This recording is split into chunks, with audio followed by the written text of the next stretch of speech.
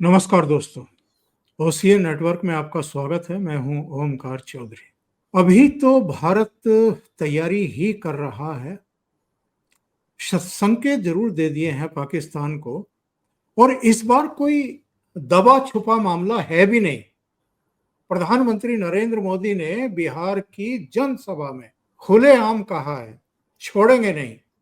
और अंग्रेजी भाषा में भी बोले, क्योंकि उनको पूरी दुनिया को भी एक मैसेज देना था। वरना बिहार में जहां आमतौर पर हिंदी भोजपुरी बोली जाती है, वहां अंग्रेजी में बोलने का कोई मतलब नहीं था। लेकिन अंग्रेजी में बोले तो पूरी दुनिया को एक मैसेज देने के लिए कि हम अब इसको छोड़ेंगे नहीं। जो फैसले हुए, आपका सिंधु का पानी रोकने का फैसला, इनके नए वीजा बंद करने का, इसके अलावा इनके उच्चायोग वाला के 25-25 जो है दोनों तरफ से कर्मचारी कम कर दिए, अधिकारी कम कर दिए, वापस भेज दिए। सारे पाकिस्तानियों को ढूंढ ढूंढ करके वापस भेजा जा रहा है। हिंदुस्तान में कोई ना बचे, ये सुनिश्चित किया जा रहा है। और गतिविधियां अपने चरम पर हैं। बीएसएफ के DG home minister Amit Shah से मिले, तो जो हमारे चीफ ऑफ आर्मी आपके अनिल चौहान साहब सीडीएस, वो जाकर के डिफेंस मिनिस्टर से मिले। तो तैयारियां पूरी हैं। क्या होगा, सब इसको लेकर के अटकल बाजी लगा रहे हैं। लेकिन पाकिस्तान के पेट का पानी ढीला हो चुका है, उनको दस्त लग चुके हैं। ये सूचना मिल रही है कि वहां से फौजी जर्नल से लेकर के तमाम मंत्री जितने भी हैं, सब अपनी फैमिलीज को पाकिस्तान से बाहर भेज रहे हैं। यानी एक हड़कंप की स्थिति है। अपने दो खास मेहमानों को जोड़ करके इस चर्चा को आगे बढ़ाते हैं। मेरे साथ जुड़ रहे हैं ब्रिटेन से अमजद अय्यूब मिर्जा साहब और अश्वनी श्रीवास्तव सर, जो हमारे गौरव हैं। हमारे सेना में इतने सालों तक उन्होंने भारत को सर्व किया है, लेफ्टिनेंट जनरल रहे हैं, टेरिटोरियल आर्मी के चीफ रहे हैं। आप दोनों का बहुत स्वागत है। मिर्जा साहब, मैं आपके पास ही आता हूं। आप ही का वीडियो मैंने अभी थोड़ी देर पहले देखा था, और आप दर्शकों को अपने चैनल का नाम भी बताइएगा। दर्शकों से निवेदन भी रहेगा कि मिर्जा साहब का चैनल आप सब्सक्राइब भी करें और उनको सपोर्ट भी करें। और मिर्जा साहब ने अपने चैनल पर बहुत महत्वपूर्ण जानकारियां दी हैं। कई सेना के बड़े अधिकारियों ने अपनी फैमिली जिस तरीके से पाकिस्तान के बाहर भेजने शुरू किए हैं, नवाज शरीफ की फैमिली के लोग बाहर जा रहे हैं, बिलावल भुट्टो से संबंधित भी कुछ जानकारियां आई थी, वो भी सारी चीजें हैं। तो मैं सबसे पहले तो वही जानकारी देने के लिए आपसे कहूँगा मिर्जा साहब, जो आपने अपने चैनल पर साझा की है। और फिर ये भी जानना चाहेंगे हमारे दर्शक कि पाकिस्तान में इस समय हालात कैसे हैं। जी, बहुत शुक्रिया चौधरी साहब और जनरल साहब, आप दोनों को मेरा नमस्कार। देखिए, बात यह है कि इस वक्त आज सुबह की फ्लाइट से बख्तावर जो हैं भुट्टो और आसफा भुट्टो, ये दोनों अपने जो करीबी इनके मुलाजम हैं, जो सर्वेंट्स हैं, उनके साथ फ्लाइट लेकर कनाडा निकल गए हैं बच्चों के साथ। और उधर ये भी है कि लास्ट वीक मैंने रिपोर्ट किया था कि जनरल आसिम मुनीर और दूसरे जो बड़े सीनियर जनरल हैं, शमशाद मिर्जा हैं और हैं जनरल्स, उनकी फैमिलियां जो है वो भी ब्रिटेन और न्यू जर्सी अमेरिका निकल चुकी हैं। अब आपको याद होगा कि आसिम मुनीर ने कुछ अर्सा पहले ही अपने बेटियों के ड्यूल पासपोर्ट, डिप्लोमेटिक पासपोर्ट भी बनवाए थे। तो ये लोग अब निकल रहे हैं इसलिए कि इनको ये खतरा है कि भारत कहाँ हमला करेगा, क्या होगा, और ये अपनी फैमिलीज को सुरक्षित करने के लिए इन्होंने मुल्क से बाहर जाना शुरू कर दिया। ये तो वो लोग हैं जो बड़े बड़े सियासी खानदान हैं या फौज के टॉप जनरल्स हैं। बहुत बड़े पैमाने पर सर इस वक्त इंडस्ट्रियलिस्ट फैमिलीज जो है वो भी निकल रहे हैं पाकिस्तान से। बड़े बड़े ब्यूरोक्रेट्स जो है 22वें ग्रेड और उसके ऊपर के, और जो डिप्लोमेट्स हैं मुख्तलिफ कंट्रीज में, बड़े बड़े, उनके फैमिलीज को भी उन्होंने अपने पास मुल्क से बाहर बुला लिया है। अच्छा, ये तो चलो हम देख रहे हैं कि ये शुरू हो गया काम। इससे भी जो महत्वपूर्ण बात है वो ये है कि इंडिया में तो खैर टिकटॉक बैन है, तो आप टिकटॉक नहीं देख सकते, जी हाँ। लेकिन हम लोग यहाँ टिकटॉक देख सकते हैं। पाकिस्तान में भी चलता है, बाकी कंट्रीज में भी चलता है। टिकटॉक के ऊपर कई वीडियोस वायरल हो रही हैं पंजाबियों की, जिसमें वो माँ बहन की गालियां दे रहे हैं पाकिस्तान आर्मी और पाकिस्तानी जर्नैलों को, और मोदी जी से मिन्नतें कर रहे हैं, यानी लिटरली बेग कर रहे हैं मोदी जी को कि हमला करें, आप देर किस चीज की है, अभी तक क्यों नहीं आपने हमला किया, हमला करें, इनसे हमारी जान छुड़ाएं, जर्नैलों से हमारी जान छुड़ाएं, इनको तबाह बर्बाद करें। ये लोग कह रहे हैं, पाकिस्तानी लोग, पंजाब के लोग। सिंध में मेरी बात हुई है, सिंध में जो लोग हैं वो कह रहे हैं कि जनाब हमें सिर्फ मोदी ही अब इस फौजी जर्नल से बचा सकता है, और पाकिस्तान नहीं, ये जर्नलिस्तान है। बलोचों से मेरी कल बात हुई, उन्होंने भी यही कहा है कि जी हम तो इंतजार कर रहे हैं कि कब ये हमला होता है, तो हमने तो एंगेज किया हुआ है पाकिस्तान आर्मी को बलूचिस्तान में, उधर खैबर पख्तूनख्वा में जो है वो टीटीपी ने एंगेज किया हुआ है, तो ये हमला करें, हमारी जान छुड़ाएं। केपीके के लोग भी, पश्तून भी कह रहे हैं कि आर्मी पब्लिक स्कूल में जो इन्होंने कत्लेआम किया था मासूम बच्चों का, उसका बदला जो है वो हम अब मोदी जी की सपोर्ट करके लेंगे। पीओजे के और गिलगित बल्तिस्तान में थोड़ी सी सिचुएशन मुख्तलिफ है। वहां पे लोगों को गुमराह करने के लिए बाकायदा ये तय किया गया है कि जो वहां के पाकिस्तान के पपेट सियासतदान हैं, या जो सुन्नी मौलवी हैं, या कुछ शिया जो बिकाऊ मौलवी हैं, उनको इस्तेमाल करके मस्जिदों में ऐलानात किए जाएं इंडिया के खिलाफ, पानी की इंडस वाटर ट्रीटी को लेके, और उसके साथ साथ जो है वो प्रदर्शन भी करें, बाहर निकलें लोगों को लेके। तो जाहिर है लोगों को बाहर निकालना कोई इतना मुश्किल काम नहीं होता, जबकि आपको गवर्नमेंट की सपोर्ट भी हासिल हो। तो एक दो जगह पे इंडिया के खिलाफ मुजाहरे हुए हैं, प्रोटेस्ट हुए हैं, लेकिन वो इंजीनियर्ड प्रोटेस्ट हैं। मेरी बात हुई कल मुजफ्फराबाद में, यकीन कीजिए, और मैंने अपनी वीडियो में भी इसका जिक्र किया है। मेरी बात हुई है मुजफ्फराबाद में, वो कह रहे हैं जी, उनके अल्फाज ये थे कि मोदी जी अब हमला करें, इंडिया अब हमला करे, और उन्होंने कहा जी जो कट्टा कट्टी निकलना है वो निकले, हमारी जान छूटे, 70-80 सालों से हम जो है यहाँ फंसे हुए हैं इनमें। तो ये जो कभी देखने में नहीं आया कि दो कंट्रीज में युद्ध की तैयारी हो रही हो, और जिसको एक कंट्री अपना दुश्मन कहता हो, उस कंट्री की जनता दुश्मन को कह रही हो आओ और हमारे पे हमला करो, जान छुड़ाओ हमारी इन लोगों से। हालात बहुत खराब हैं। 50% जो जहाज हैं, फाइटर जेट्स, उनके स्पेयर पार्ट नहीं है, क्योंकि आपको पता है, ये जनरल साहब बैठे हैं, ये ज्यादा फौज की चीजों को समझते हैं। जब एक जहाज उड़ता है फाइटर, उसके आवर्स होते हैं कि इतने आवर्स की उड़ान के बाद इसके सर्टेन पार्ट्स चेंज होंगे, तो वो ग्राउंडेड है क्योंकि उनके पास नहीं है। टैंकों में जो डीजल है वो सिर्फ इतना है कि उनको चला के बॉर्डर तक ले जाया जा सके, उसके बाद उनके पास डीजल नहीं है, गाड़ियों के पास डीजल नहीं है। और अब ये ईरान की फौज, ईरान ने भी अपने तकरीबन 3 मेरे ख्याल है ब्रिगेड या कितने पाकिस्तान के बॉर्डर पर लाके खड़े कर दिए। उसकी वजह यह नहीं है कि वो हमला करेंगे, उसकी वजह यह है कि उनको यह पता है कि पाकिस्तानी फौज जब भागेगी तो इधर ना आ जाए, उसको रोकने के लिए।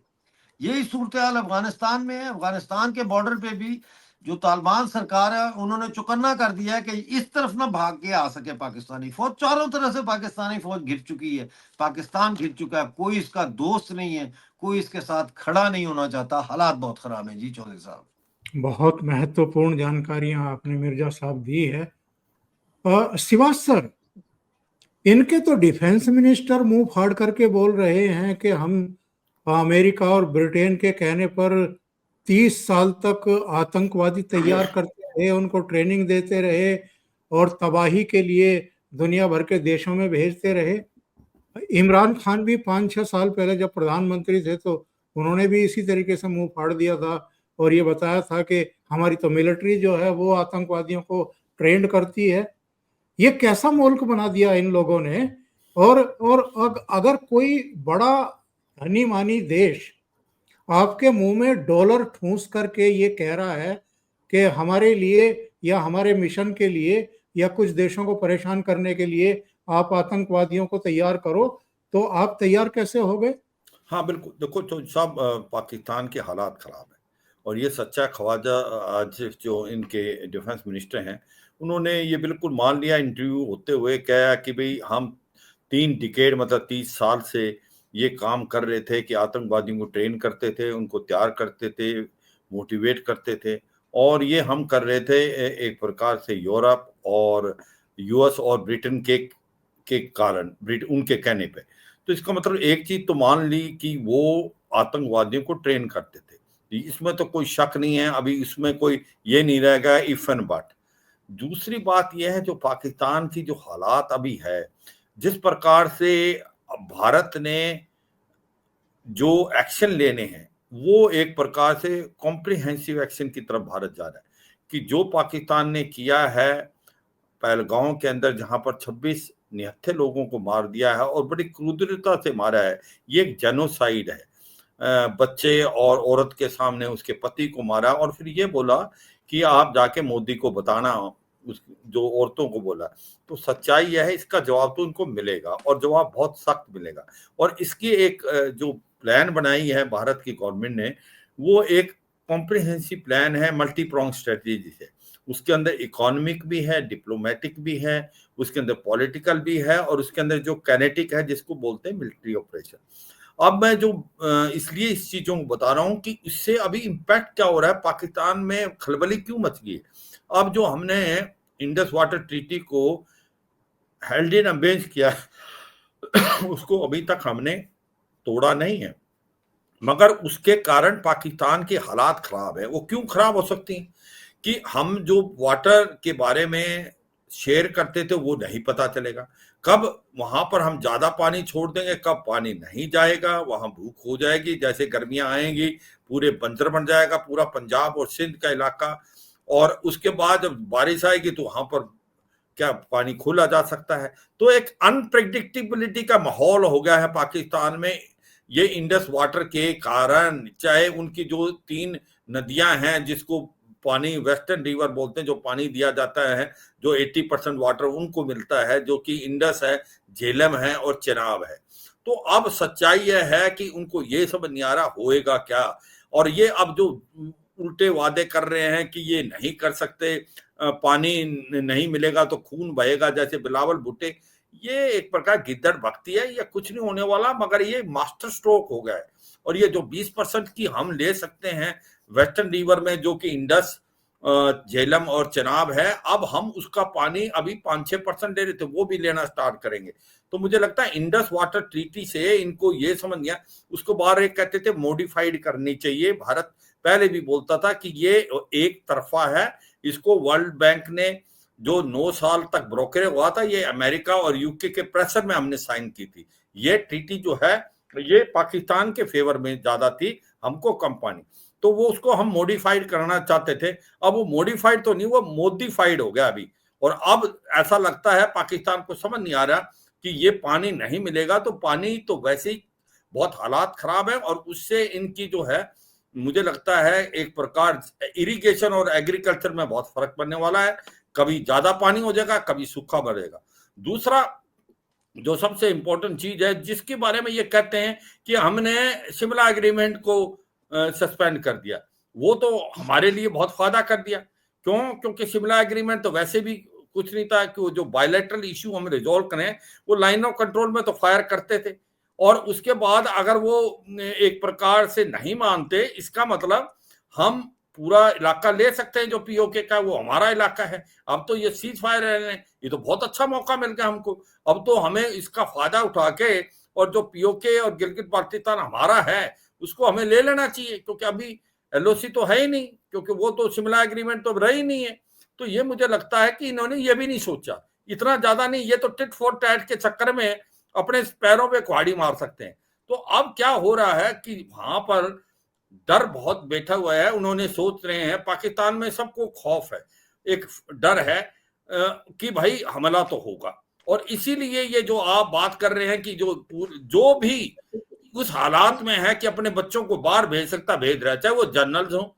जनरल तो वैसे भी पाकिस्तान में 73% जो जनरल्स हैं, मेजर जनरल अबाव से रिटायर होते हैं, वो रिटायरमेंट के बाद पाकिस्तान में नहीं सेटल होते, वो यूरोप में या दुबई में या अमेरिका में होते हैं। ये इनका ट्रैक रिकॉर्ड है।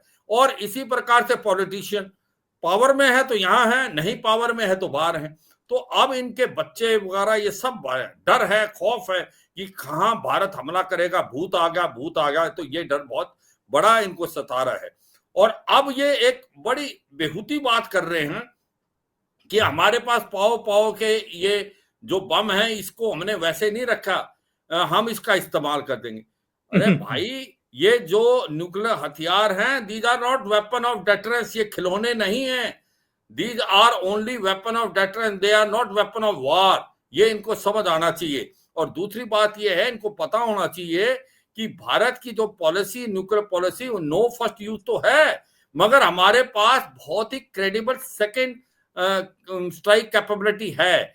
भारत ट्राइड है, भारत उन 5 देशों में है जिनकी काबिलियत है कि जमीन से, आसमान से, समुद्र से और समुद्र के नीचे से हम न्यूक्लियर हथियार फायर कर सकते हैं। और अगर आपने गलती कर दी और एक न्यूक्लियर हथियार कर दिया टैक्टिकल, तो अगले दिन तक पाकिस्तान का नामो निशान मिट जाएगा, क्योंकि हमारे पास इतने न्यूक्लियर हथियार इतनी जगह हैं, पाकिस्तान उसका कुछ नहीं कर पाएगा। और पाकिस्तान का जो नक्शा पूरे वर्ल्ड के मैप से निकल जाएगा। तो ये पाकिस्तान को पता है, पर वो अपने अवाम को बेवकूफ बना रहे हैं।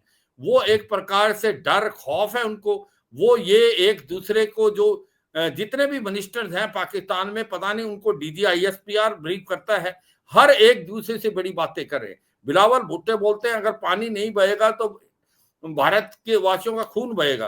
अरे आप मतलब बिना सोचे समझे जो बात कर रहे हैं। तो आज मुझे लगता है इनको बहुत बड़ा डर है, इनको खौफ है, इनको लगता है कि भारत जो है वो बहुत बड़ा हमला करेगा। और सच्चाई यह है कि भारत ने इनको बहुत चांस दिया।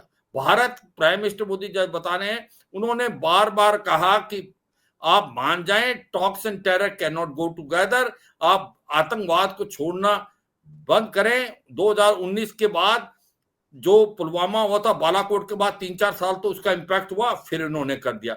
मगर मुझे लगता है पाकिस्तान ने बहुत बड़ी गलती कर दी है। और जो प्राइम मिनिस्टर मोदी ने बिहार में बोला, वो बिल्कुल आपने ठीक बोला कि अब यूनाइटेड नेशन में भी जब जाते हैं प्रधानमंत्री, तो वहां पर भी वो हिंदी में बोलते हैं।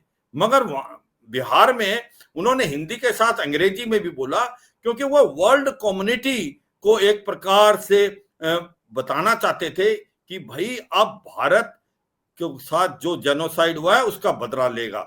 और आज की तारीख में पूरा वर्ल्ड भारत के साथ खड़ा है। ये सबसे इंपॉर्टेंट चीज है। अगर आप देखें कि इवन इन मुस्लिम वर्ल्ड जो IOC की भी है, एक्सेप्ट 2 कंट्री मैं कहूंगा थोड़ा सा है, टर्की है और किसी हिसाब से जो चाइना है, वो कोई खास इतने, चाइना टेररिज्म के अगेंस्ट है, उसको डर है उनकी अपनी जो विगर पॉपुलेशन है सिंगजांग में, मगर वो अभी भी ऐसी स्टेटमेंट देता है, ऐसा लगता है वो पाकिस्तान के साथ है, कुछ टर्की और कोई देश वर्ल्ड का पाकिस्तान के साथ नहीं है, इंक्लूडिंग पूरा मुस्लिम वर्ल्ड। उन सबको पता है टेररिज्म के साथ कोई नहीं रहेगा, और सबको पता है पाकिस्तान एक टेरर सेंटर है, एक टेरर का एक प्रकार से हब सेंटर है। तो इसलिए इसमें कोई शक नहीं।